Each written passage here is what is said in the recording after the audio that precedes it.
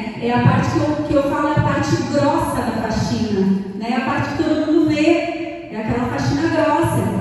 Mas depois que tu já não caminhada por um tempo, vem a parte da faxina, aquela faxina detalhada, fina, que é tirar aquele pó onde ninguém vê, aquela poeira embaixo do tapete, né? Na nossa caminhada com Jesus é assim. Primeiro ele tira o grosso e depois ele vem tirar aquilo que ninguém vê, aquela coisa que está aqui, ó, e aqui, né? Aquela mentirinha velada, aquele pensamento mal, aqueles hábitos que tu está lá no teu secreto, que só tu faz. É a parte fina, né? Aquela inveja. Ninguém sabe se você tem inveja ou não. É só você e Deus que sabe. Então depois Deus vem fazer essa faxina. Só que isso, essa limpeza, essa transformação, é na hora que você se converte até a volta de Cristo, né? É uma caminhada. Porque a gente caminha e o mundo tenta nos puxar. A gente caminha e o mundo tenta nos puxar. A gente está inserido no mundo físico querendo viver uma vida espiritual. É difícil, né? Então você tem que estar sempre se refazendo, sempre orando, enfim. Então vamos abrir a nossa Bíblia em Isaías 43, 18.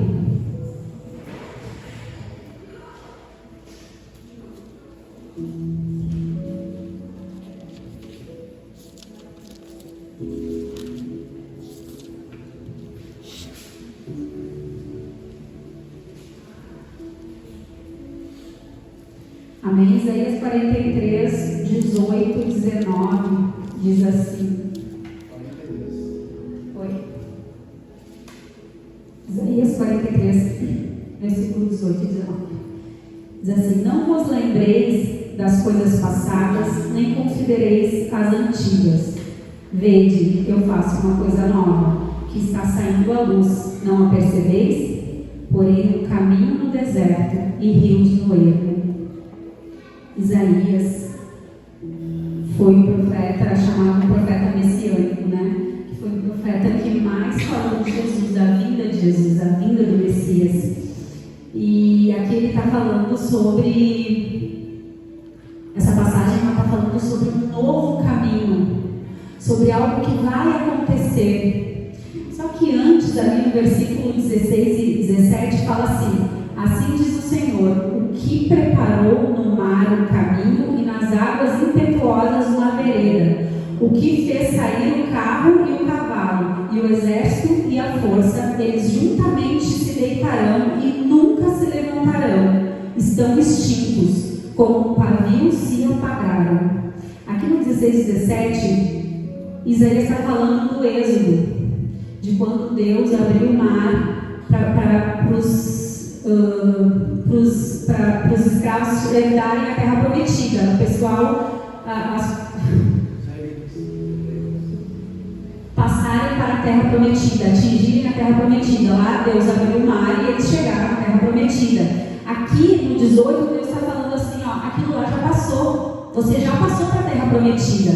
Isso me remeteu o quê? Você já converteu, você já conheceu Jesus. As pessoas que estão aqui já conhecem Jesus. Agora ele vem o quê? Abrindo um novo caminho, colocando rios no ermo, que é o quê? Que é o próximo passo. Depois que você aceitou Jesus, que você já atravessou o mar, agora tem um outro passo. Porque daí você converte, visualizei a terra prometida, Jesus existe, é real, tem uma nova vida, mas é agora, o que eu faço? Só que esse agora, o que eu faço, não é só para a pessoa que está chegando hoje, é também para o cara que já está lá tempando, né? Hoje eu e o Marcelo estavam falando, tá, e agora o próximo passo, entende? Sempre vai ter um próximo passo, até a volta de Cristo vai estar sempre no próximo. Por quê? Porque é avanço. Jesus quer que a gente avance o tempo todo, não é para ficar parado, é para avançar. Então sempre vai ter, o Senhor vai abrindo um caminho no deserto o tempo todo. Você dá um passo, ele abre, você dá outro passo, ele abre, ele vai abrindo. Então o que a gente tem que fazer? O que a gente faz para avançar mais? Ou por que às vezes eu não estou avançando? Por que parece que na minha vida nada está acontecendo? Eu já estou aqui há 5 anos, há 2 anos, há 1 ano, e as coisas não acontecem. Por quê? O que eu estou fazendo de errado?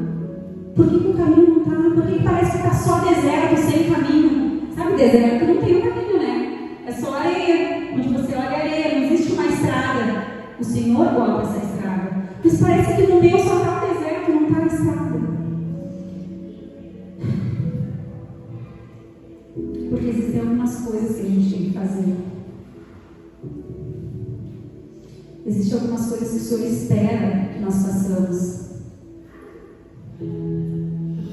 Sabe aquele ditado que diz assim, ó, que os sonhos precisam ser tirados do papel? Com Jesus, a palavra tem que ser tirada do papel e ela tem que virar prática. Às vezes a gente sabe muito do papel e isso você tem que estudar. Você tem que estudar a Bíblia. Esse aqui tem que ser o seu livro de cabeceira. Mas eu já li uma vez, lê outra, lê duas, lê 10, lê 100, até Jesus voltar. Se dedica à palavra de Deus. Esse aqui é o manual que Ele nos deixou. Só que muitas vezes a gente está só lendo e a gente não está praticando. E só ler não vai fazer com que tu avance. Só ler não vai fazer os milagres acontecerem. Então a gente precisa tirar a Bíblia da teoria e colocar na prática. Porque no mundo espiritual algumas coisas são oração, algumas coisas são jejum e outras coisas é a tua parte. Você entende? Não existe um evangelho de pozinho mágico na cabeça. Não existe um evangelho que fica descendo do céu toda hora para ti. E no Antigo Testamento, Deus falava através dos profetas e dos reis. Então, se você queria saber alguma coisa, você tinha que esperar o profeta vir falar. No Novo Testamento, Ele enviou Jesus. Jesus morreu e deixou quem? O Espírito Santo, que habita dentro de nós. Então, está dentro de você as respostas.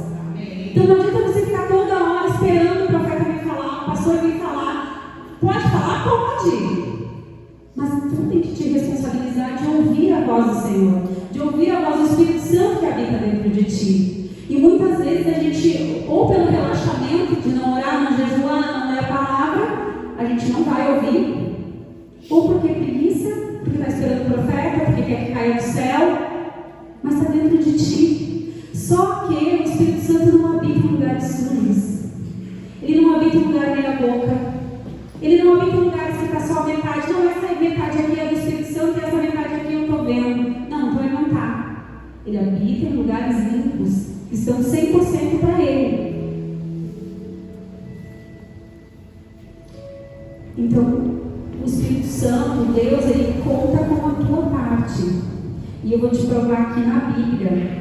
Existem duas histórias que Deus mostra o quanto a nossa parte é importante. Eu sempre falo isso, tá? Tem coisas que você prega a vida inteira, né? Você fala, você aprende e você prega. Eu acredito muito na nossa parte, na parte que você tem que fazer. E a Bíblia nos mostra, em Gênesis, que Noé recebeu de Deus uma palavra para que ele construísse uma arca.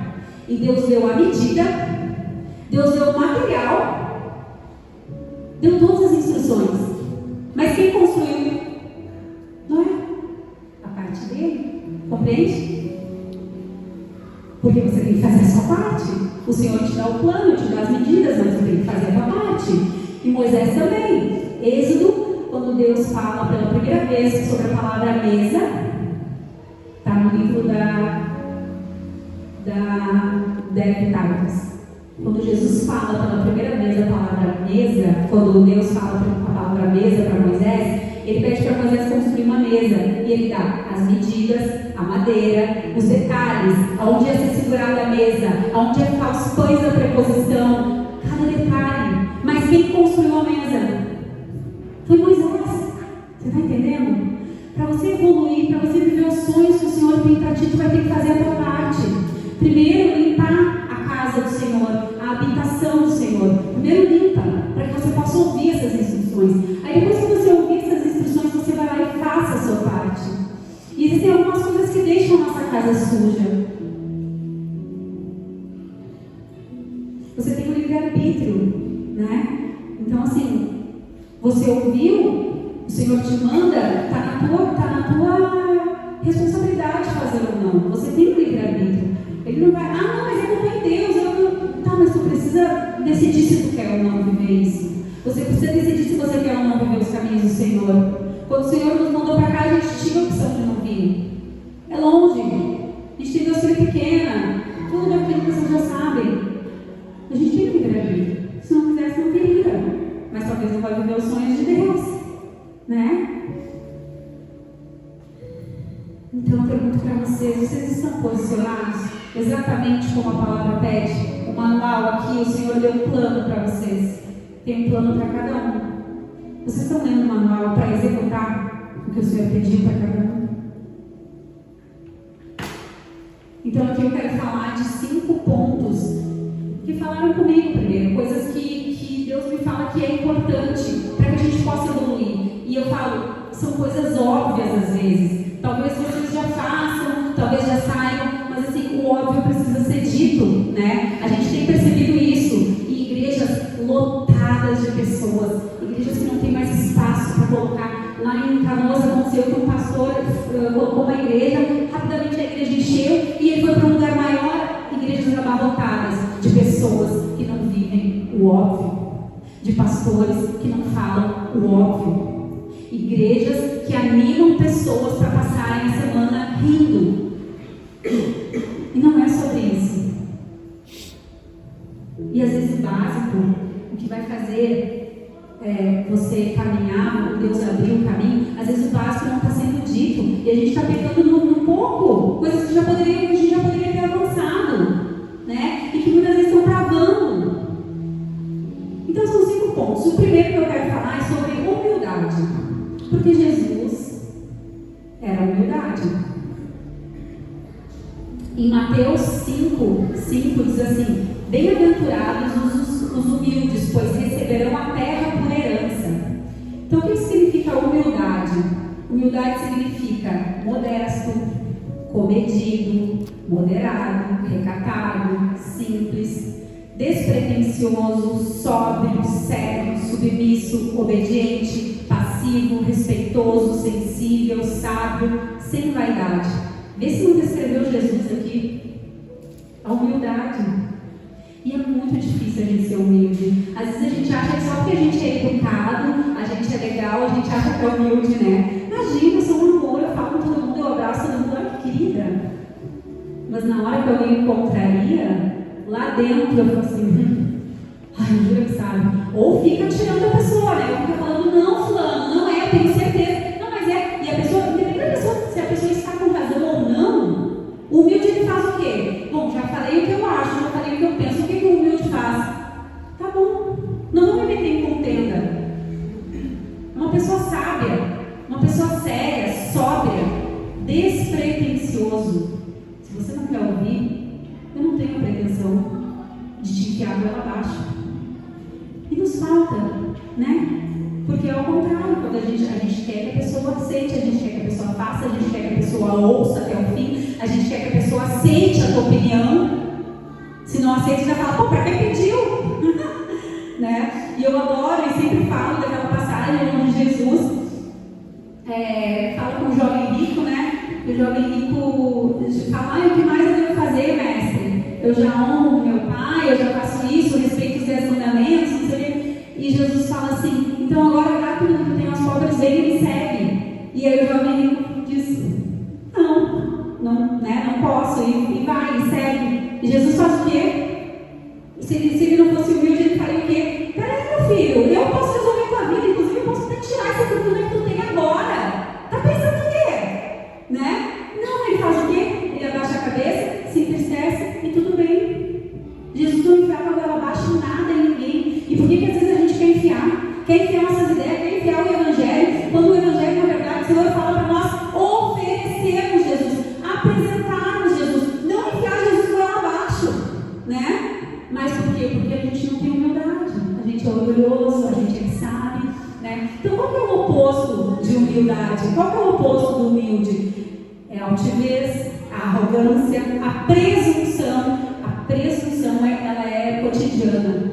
É isso, sabe? Você presume que você pode, que você sabe, que você é melhor. Você é presunçoso, né?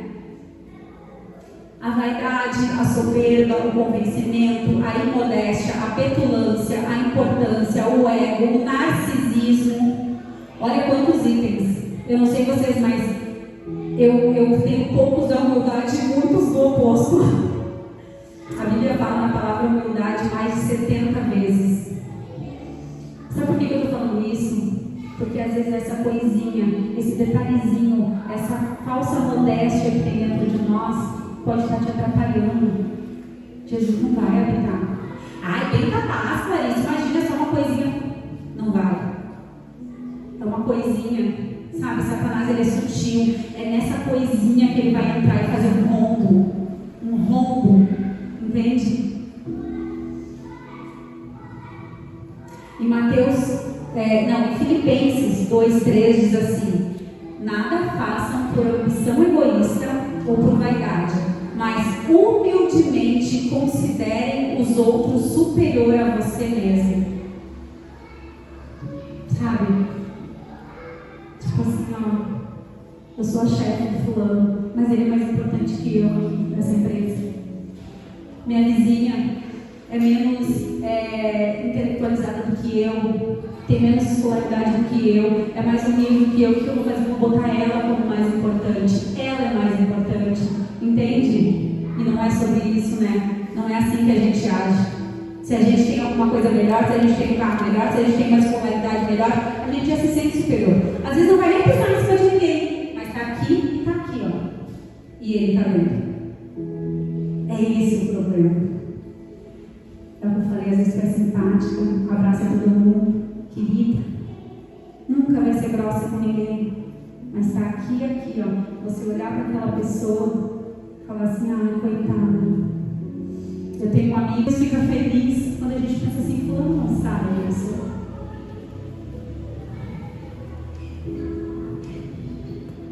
Provérbios fala que a recompensa da humildade e do temor ao Senhor são riqueza, a honra e a vida. Segundo item, que é o pior, é a mentira. Para Deus não existe mentirinha ou mentirão.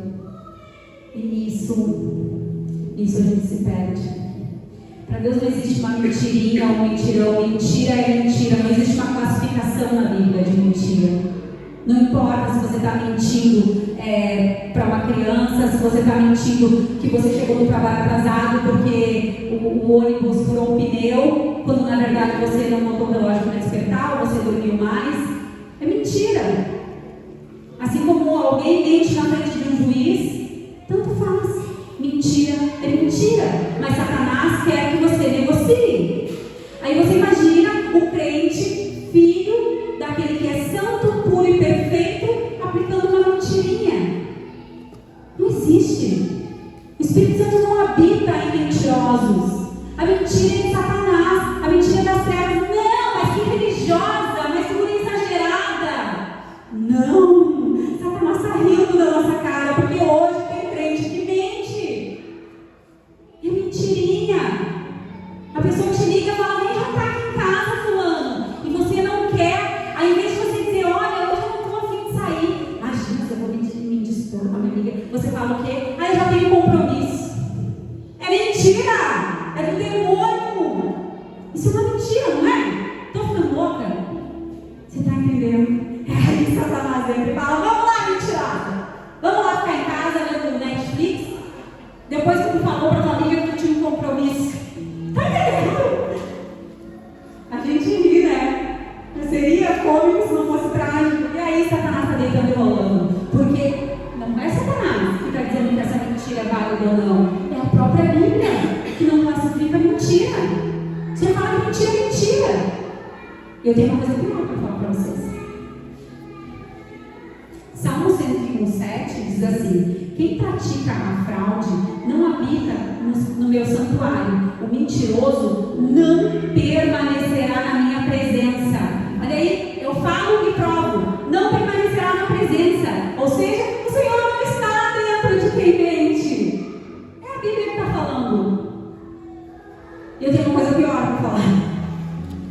Apocalipse 22:15 diz assim: fora ficam cães, os que praticam feitiçarias. Esses cães são pastores, ministros de ensino. Olha a forma como trata cães, de tão feio que é mentir. Fora ficam cães, os que praticam feitiçaria, os que cometem imoralidade sexual. homossexuais, os assassinos, os idólatras e todos os que praticam a mentira. Não classificam a mentira de novo. Todos os que praticam a mentira vão ficar de fora. Olha que pesado, gente. Olha que sério que é o reino dos céus. Olha que sério que é. Sabe por quê? Jesus vai te levar a sério e os milagres vão acontecer e a tua vida vai evoluir e esse caminho vai se abrir se tu levar ele a sério. Porque daí ele vai te levar a sério e ele vai te levantar. Ele vai fazer tudo o que ele puder por ti. Ele vai te curar, ele vai invadir a tua casa, vai salvar a tua família, vai mudar todas as circunstâncias, vai te dar um emprego que tu não teria condições de ter, vai te dar um filho que a Esther não poderia ter. Mas você precisa levar ele a sério. A gente não pode mais negociar coisinhas pequenas, que pra gente é pequeno, mas pra ele é importante.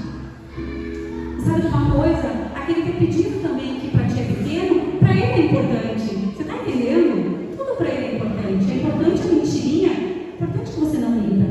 Aquele teu pedidinho que tu acha, isso aqui Deus ainda é importante também. Entende? Agora o terceiro, é a parte que eu mais gosto. Os maridos.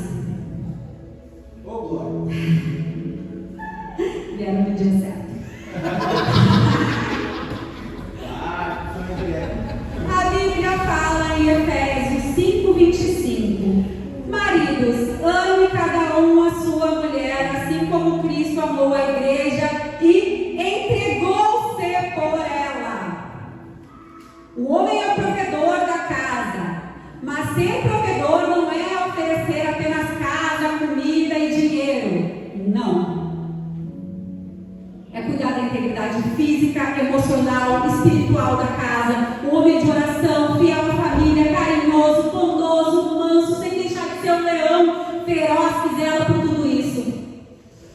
O homem, se tiver que trabalhar em 2 empregos para poder manter a casa, que ele trabalhe. Se ele tiver que trabalhar da manhã à noite, que ele trabalhe. Esse é o papel do homem, e quem está dizendo não sou eu. Essas ideias nenhuma são minhas. Amém? Tá tudo aqui, tirei aqui, ó. Se vocês quiserem ver umas ideias igual, tá tudo aqui, ó. Tirei tudo desse livro aqui. Maravilhoso. Então o homem, se tiver que trabalhar, que trabalhe. Que estude. Que não seja conformado. Um homem, segundo o coração de Deus, não pode ser um homem conformado. Não pode ser um homem que aceita. Não pode ser um homem preguiçoso, cansado. O Senhor colocou sobre a tua responsabilidade uma casa.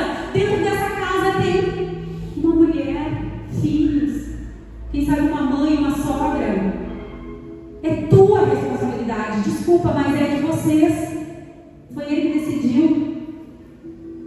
Então o homem não pode colocar nada nas costas de uma mulher, sabe por quê? No final vai ser cobrado de vocês. No final é entre vocês. Então, não, aqui ó, Gênesis. Quando Deus chamou e perguntou para quem? Para Eva ou para Adão? Para Adão. Não, mas foi a mulher que tu me deste. Adão, sem vergonha. Estou perguntando para ti. Foi tu. Por que não foi nada cuidando dela? Por que não estava lá com ela? Por que não instruiu ela? Por que não falou com ela antes? Entende? Vai ser cobrado de vocês.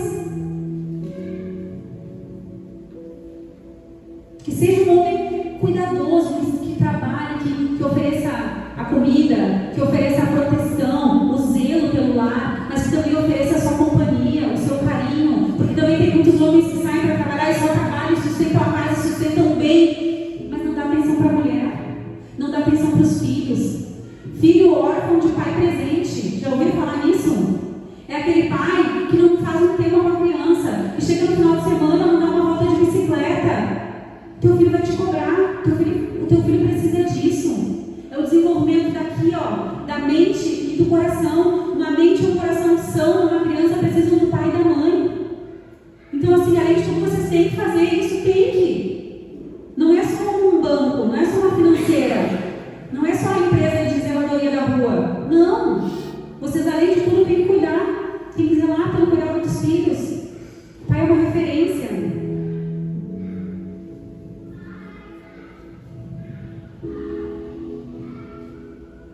Ser parceiro da mulher. Eu e o Marcelo, a gente é muito parceiro. Tudo a gente conversa, tudo a gente decide junto, tudo a gente debate.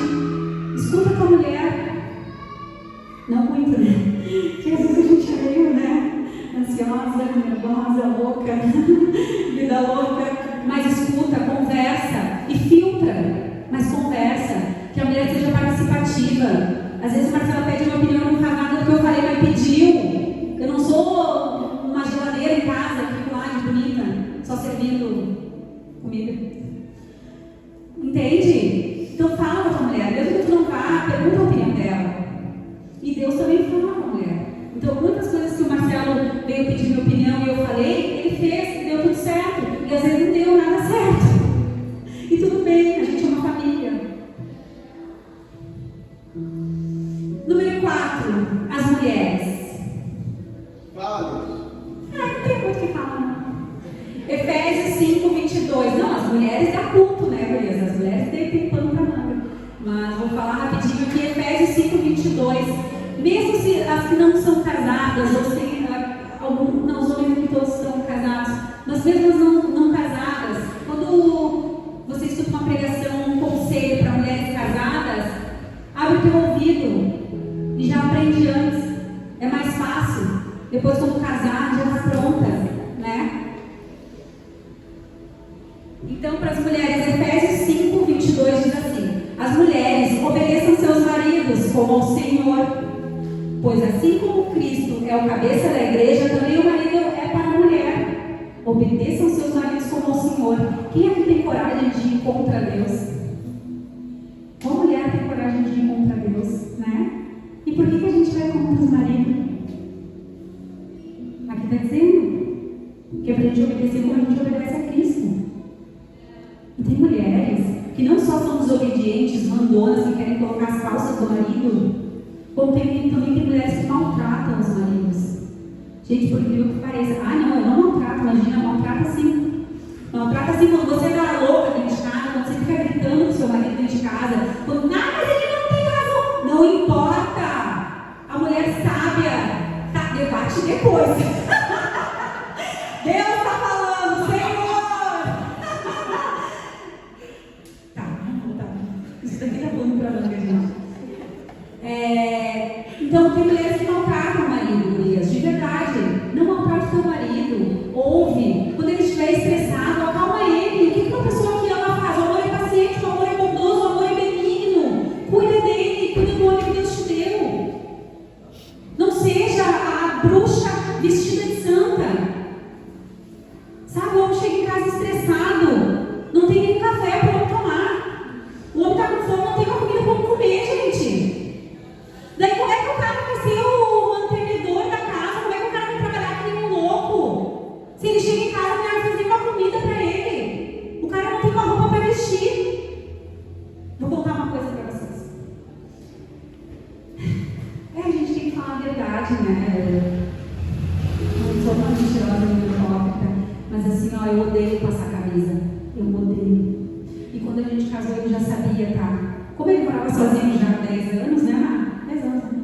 Ele passava as camisas. Eu falei, bem certinho, Deus é bom, porque eu odeio passar camisa. E ele já está acostumado a passar as camisas, então tá tudo certo. Eu nem vou me estressar. E aí eu falei, ele já sabia, tá tudo bem, ele passou. Olha só, gente, passou 9 anos casado, né, amor? A gente tá junto, vai fazer 10, tá 9 casado. Cara, esses dias Deus falou comigo. Ontem, especificamente. Não, ontem foi que eu me esquentei, calma. Ontem foi que eu te falei. Primeiro eu pensei, não, vamos ver se é Deus ou se é a minha cara me falando, né? Sou eu que tô com pena dele. Gente, eu preciso passar as camisas dele. Aí você vai dizer, ai, nossa, que horror. Não, gente, calma, eu limpo a casa, eu faço um bolinho. Lá em casa, comida fresca todo dia. O Marcelo nunca chegou perto de uma panela. Mas tudo bem, né? Tem maridos que gostam de cozinhar, e daí eu acho legal, porque no final de semana o cara vai lá, faz uma lasanha, sei lá, faz uma comida. Mas o cara não sabe cozinhar e tudo bem. Então, assim, ele é um cara que, eu chego em casa, eu faço tudo. Eu tiro a mesa, eu tiro mesa, eu lavo louça, eu faço a comida que ele gosta, eu pergunto todos os dias, não é? O que tu quer comer, mãe?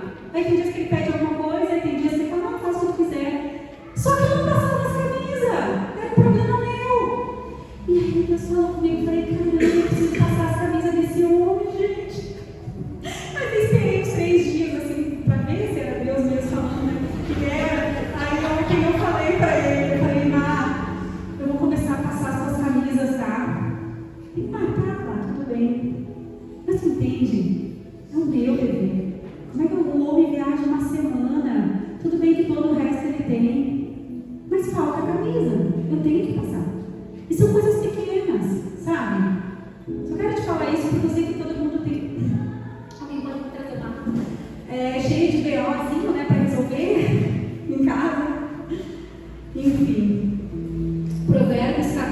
diz: a mulher sábia edifica a sua casa, mas a tola com as próprias mãos a destrói.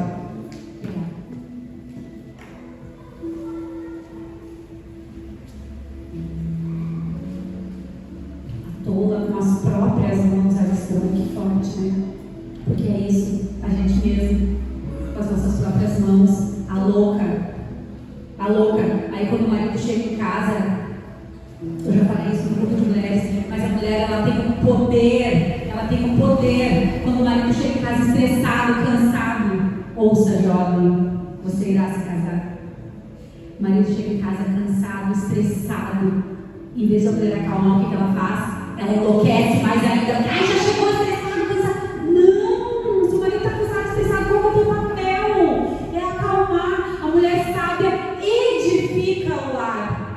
E a tola destrói. Aqui fala com as mãos, mas eu diria com a boca. Porque a nossa boca, muitas vezes como mulher, é uma boca louca, maldita. O marido chega em casa, é as crianças, é o marido. Deus te deu esse poder. O nosso coração é o coração que emana todo o amor. É o coração que gera. É o coração que amamenta. É o coração que cuida. E por que não cuida do abençoado? Ele não é o jumento, ele é o teu príncipe. Ele é o homem que o Senhor deu para ficar o resto da vida do teu lado.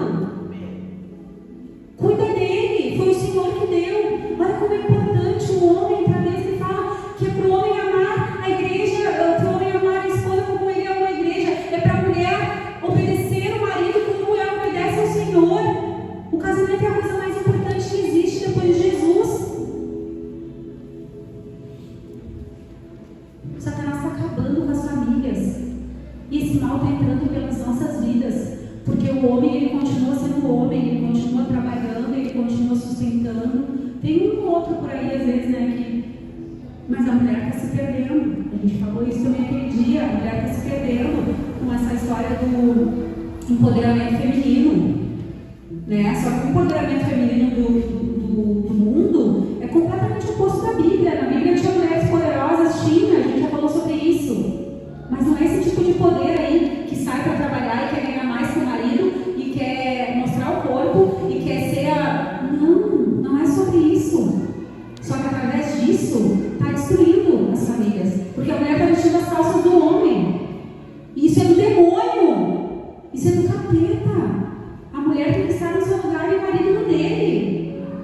Eu não posso falar tudo aqui sobre casamento, que o culto não é de casais, mas vamos estudar, vamos procurar. Vai para a Bíblia.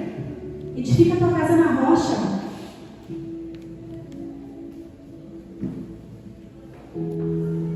A mulher está terceirizando a educação dos filhos. Só que assim, ó, a escola, ela vai ensinar a criança a ler, a fazer a continha de matemática, a ler geografia, não sei o quê. Mas quem vai ensinar caráter? É a mãe. E quem dá o exemplo de caráter? O pai. Olha que perfeito. A mãe fala, o pai vem e mostra. Tá entendendo por que precisa dos dois?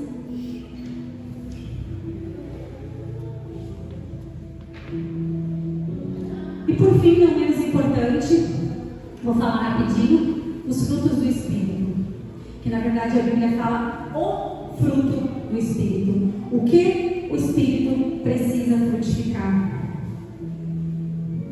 O fruto do Espírito são 9 qualidades do novo caráter que recebemos quando conhecemos Jesus, quando aceitamos Jesus. Isso vai ser gradativo? Vai. De novo, não é um pau mágico que vai descer na tua cabeça depois que tu disser Senhor, eu te aceito. Não. É gradativo. Vem do Espírito? Vem do Espírito. Mas também vem do quê?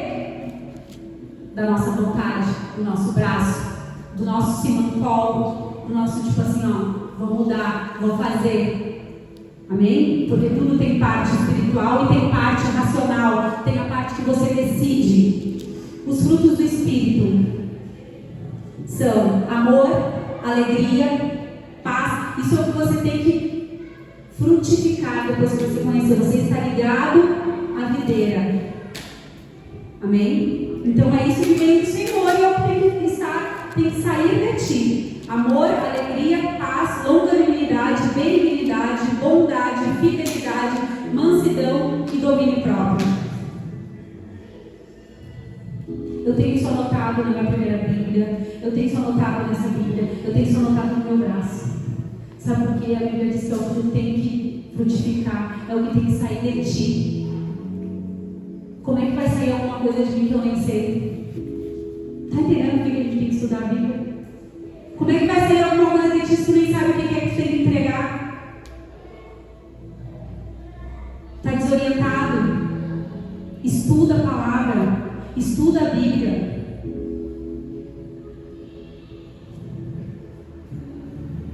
A gente está dizendo que é crente, a gente está falando que é Jesus, a gente está falando que mudou, mas na prática você começa a andar com a pessoa: oi? O teu Jesus é só de falar, né? O teu Jesus não é de viver. Que nós não sejamos esse crente que é só de falar, que nós não sejamos a Bíblia, até o ateu conhece, Satanás conhece, às vezes mais que nós, nos dá o golpe, sabe? Não é sobre isso, é sobre conhecer, é sobre estudar, mas mais que isso é sobre praticar. Às vezes alguém vem com muita teologia para mim e fala: isso é esquisito, é muita teologia, a pessoa quer derramar, quer despejar em cima de ti teologia, fala assim: cara, tem alguma coisa estranha. Sabe qual que é a minha teoria? A minha é assim, ó: não adianta tu saber muito e praticar pouco. Se tu souber pouco e praticar muito, vale mais.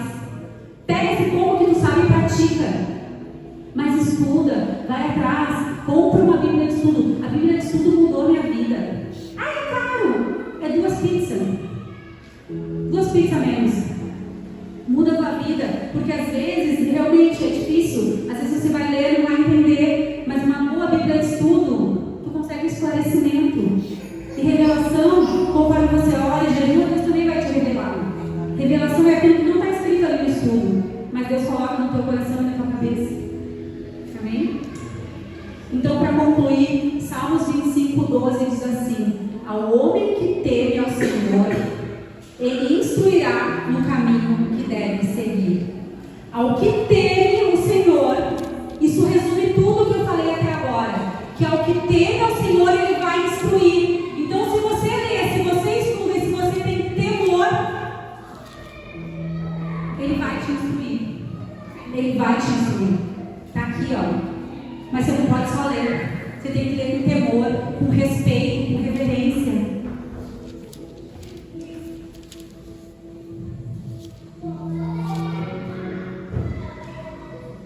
Quando uma pessoa que teme a Deus pensa nele em tudo o que vai fazer e lê a Bíblia, Ele mostra o caminho.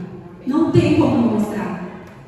Se tu não está vendo, é porque alguma coisa tu não está fazendo. Ora, jejua, lê a Bíblia, pratica o que aprende, avança por onde você passar. Esse novo caminho vai se abrir. Vai abrir um caminho no deserto, um rio no ermo, para que você avance nessa terra e tenha uma vida leve, suave, como o Senhor nos prometeu, para que você herde a terra prometida, que é a eternidade.